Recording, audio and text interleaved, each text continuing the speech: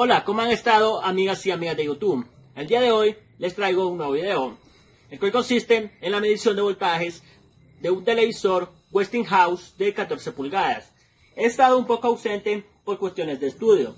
Como ustedes pueden ver en mi video anterior, yo estaba trabajando en la defensa de lo que es mi carrera de ingeniería. Pero aquí estamos de vuelta. Traigo una serie de videos de medición de voltajes para que aprendan uno a uno cada voltaje que se debe de medir al momento de estar trabajando en reparaciones de televisores. Me especifico más en esto porque muchas personas me escriben y me comentan que cuáles son los voltajes principales que se deben de medir. En mi canal puedes encontrar una serie de videos de medición en tarjetas diferentes, en donde tenemos tarjetas Samsung, Daewoo, medición de componentes y diferentes temas. La medición de voltajes es casi similar. Para realizar la medición de voltajes de un televisor, nosotros debemos de empezar por lo que es la entrada de voltaje, ya sea si es 110 o 220. Debemos de ver la escala de nuestro probador. Yo trabajo con un probador analógico. Si ustedes tienen un digital, no hay ningún problema, lo mismo es. Lo único que sí tienen que aprender, que cuando medimos los voltajes de entrada de un televisor, ellos deben de estar en corriente alterna, ya que cuando la corriente entra al televisor, ella entra alterna. Una vez pasa por los diodos, ya se convierte en directa.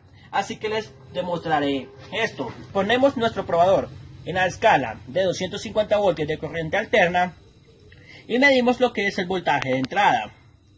Una vez tengamos el voltaje de entrada, seguiremos a la bobina. Pero les daré un tip muy importante.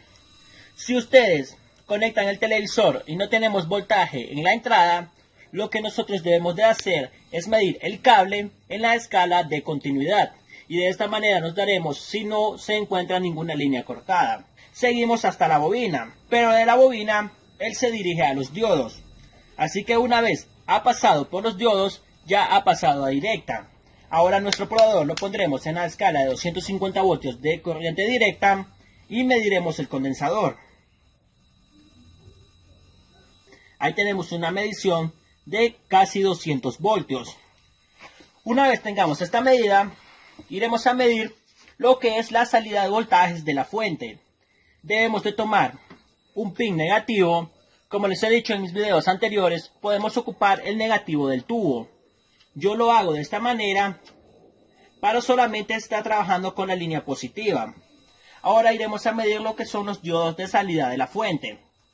Tenemos el primer diodo que nos está indicando que es la salida del B+. El pin B+ es el pin de entrada, el cual suministra voltaje al playback, y el playback es una bobina que se encarga de distribuirlo a los distintos componentes que el televisor necesita. Medimos el voltaje que sale del diodo del B+, y ahí lo tenemos. Ahí tenemos voltaje en el pin B+. Todas las mediciones después de la fuente deben de ser en corriente directa para no estarlo a repetir y aprendan esa medición.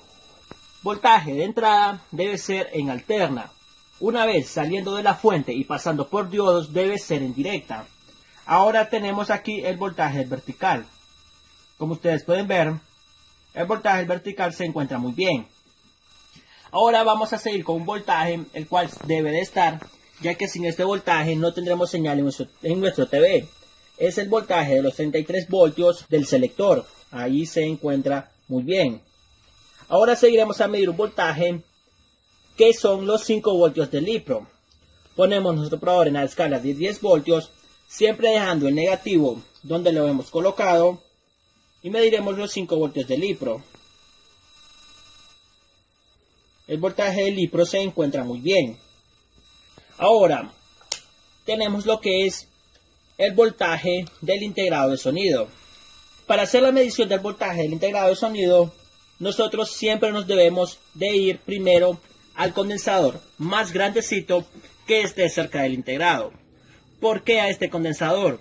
Porque este es el condensador de entrada del integrado de sonido y el voltaje debe encontrarse en él.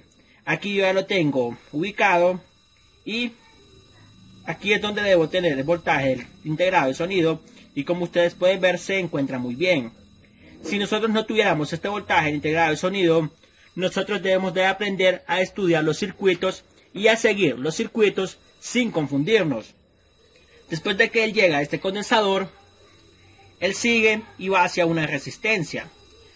Así que nosotros si medimos el voltaje y tenemos voltaje aquí, pasando la resistencia, pero ya no tenemos aquí, eso nos está indicando que la resistencia está mala y debemos de cambiarla. Espero les guste este video de esta pequeña explicación que les estoy realizando aquí. Y no olvides dejar tu comentario y estoy trabajando en un nuevo video que espero les guste.